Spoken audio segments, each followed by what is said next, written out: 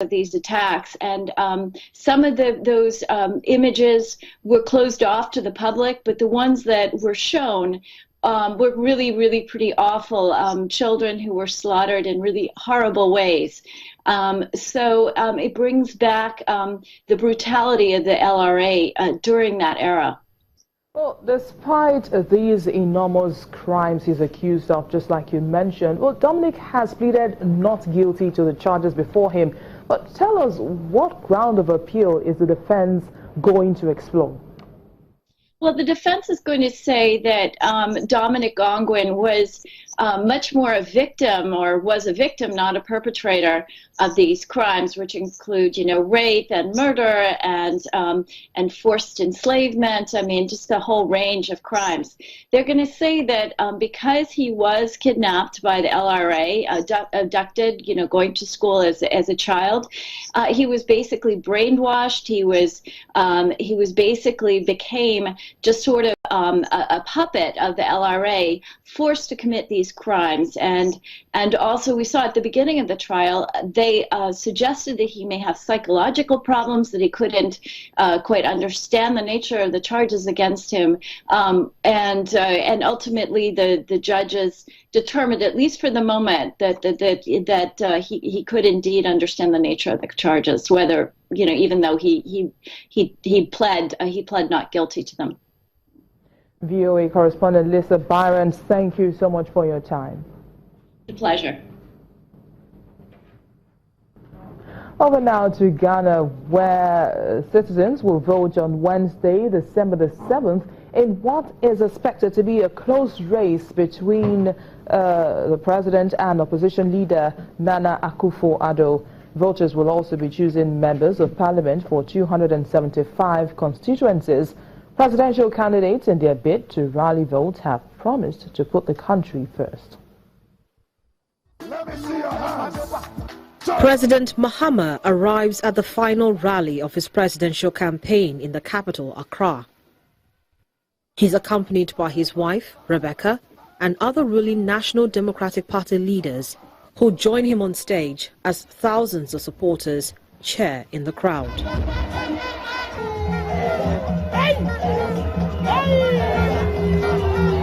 The president, who has been showcasing scores of infrastructure projects as proof of development in his last 4 years, says he needs a second term to consolidate the gains and create jobs. I'll just say over the 4 years, we have managed to stabilize our economy, we have resolved our power challenges, and we have significantly improved our social and economic infrastructure. I intend in my next opportunity to serve, by the will of God and the Ghanaian people, to focus on continuing the investments that we have made in improving our infrastructure and bringing our infrastructure up to middle income status.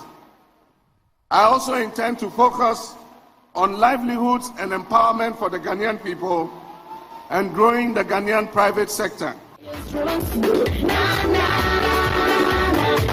But his opponent, Nana Akufo-Addo, told flag-waving supporters at a rally that President John Mahama's government has mismanaged the economy and unleashed hardship on the people.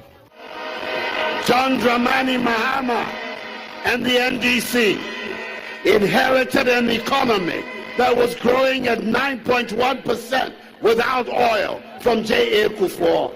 Today, this year, we're going to have the lowest rate of growth in our history in the last 22 years under the watch of Mahama. And he is saying, with these statistics, that we should give him another chance, another 4 years. Are we going to give him another 4 years? We are not going to give him another 4 years. He is a threat to the future of our country. We're going to put him aside and bring in Akufo-Addo and the NPP to lift our country up and get Ghana working again, get Ghana going again. Ghana, which exports cocoa, gold and oil, is currently following a 3-year aid deal with the International Monetary Fund to restore economic balance to an economy dogged by public debt, deficits and high interest rates. Wednesday's vote will be the 6th consecutive democratic election since former military ruler Jerry Rawlings introduced multi-party politics in 1992. Staying with the Ghana elections, two voters, one supporting the incumbent John Mahama and the other backing opposition leader Nana Akufo-Addo, have been talking about their expectations for the country's economy. Ahead of tomorrow's election, they're optimistic that the country's economy will become conducive for them to grow their businesses. 47-year-old Mampa has been driving his taxi around Ghana's capital, Accra, every day for the last 15 years. He makes about $12 on a good day. He's married with 3 children. Like most Guineans headed to the polls on December the 7th to pick their next president, Mampa is worried about the economy, which opposition leader Nana Akufo-Addo says has slowed down since his opponent, President John Mahama, came to power in 2012. Mampa is supporting Addo for president with the hopes that he can bring positive change. This coming election, we need a change because there's a lot of problem in the system, in the country. 1, petrol problem, electricity problem, water problem, transportation problem. All over the places, everybody is complaining. This year I'm going to vote for NPP, Nana Addo, because he have the ability, he have the wisdom, he have the mind to lead this nation. And I believe in him that if Nana Addo comes to power, things are going to change and we will be free. Addo's new Patriotic Party, NPP, and Mahama's ruling National Democratic Congress, NDC, are headed for such a tight race come December 7th that some analysts say it might go to a second round. I want my future to be bright, and when there's a change, I will work hard. Auntie Rose, there will be a lot of business in the system. If we pass here dropping, if we pass here dropping, and I will try as much as possible to get another car and give to another driver so that the driver will work and use it to support the family. 38-year-old electrician Emmanuel Matei thinks Mahama needs more time to deliver on promises to boost the economy and lauds him for his commitment. Coming up after the break, the 16th edition of the Marrakesh International Film Festival kicks off in the Moroccan capital. Do join us again.